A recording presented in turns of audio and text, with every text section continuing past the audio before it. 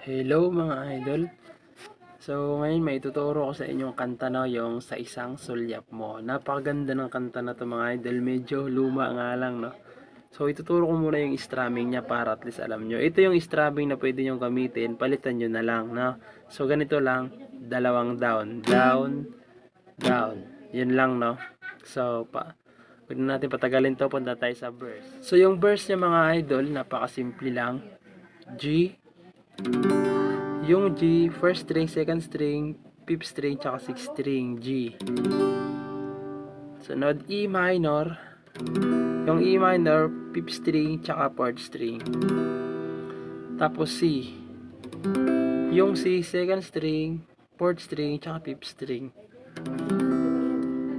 Tapos D. Yung D, first string, second string, third string, D. 2 times yung siyang gagawin, 2 times, no? Ganon na din yung intro niya, yung chords niya ng intro, ganon lang siya. So, pasadahan natin yung verse para at least alam nyo, no? So, ganito siya pag pinasadahan. Kapag tumitingin ka, natutunaw ako. Bakit kapag lumalapit ka, kumakabog ang puso ko. Okay, so ganun lang kadali. Napakadali niya lang. So, doon na tayo sa free chorus. So, yung free chorus niya mga idol, madali lang din. Sabihin ko na yung chords. C,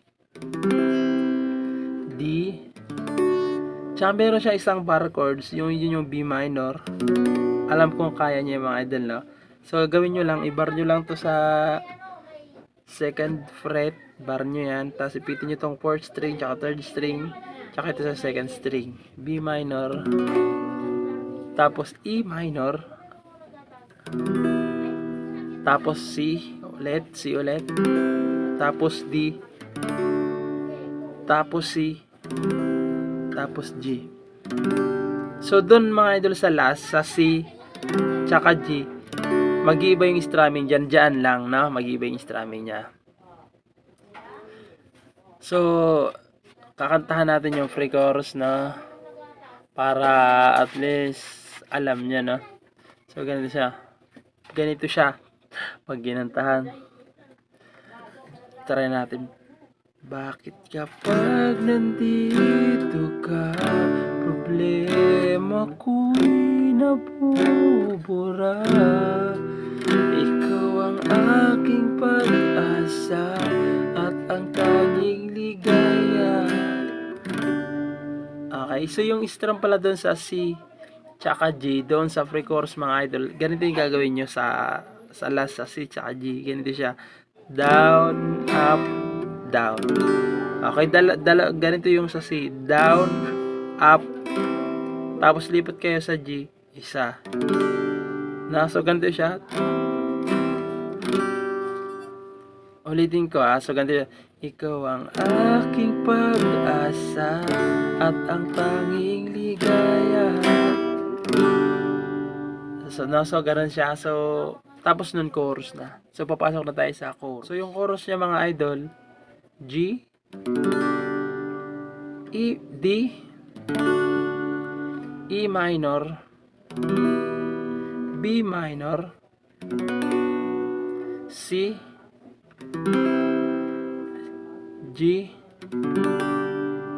A minor, D.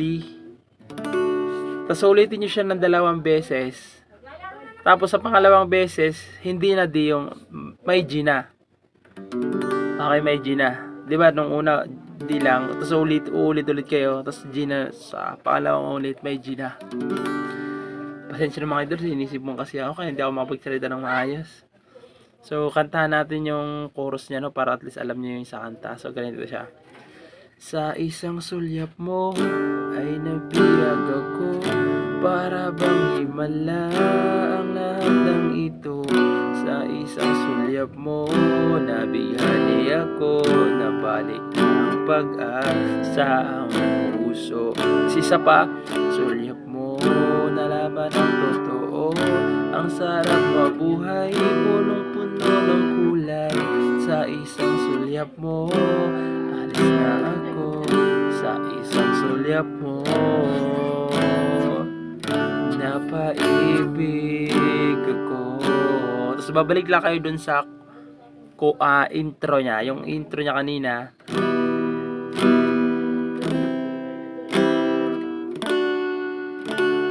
Okay, so ganun lang naman mga idol. May isa lang siyang bar chords, no? Pero alam kong kaya nyo yan. So pagpasensyahan nyo na yung pagturo natin kasi sinisipon talaga ako. So sana maintindihan nyo mga idol. Yun lang. Bye-bye.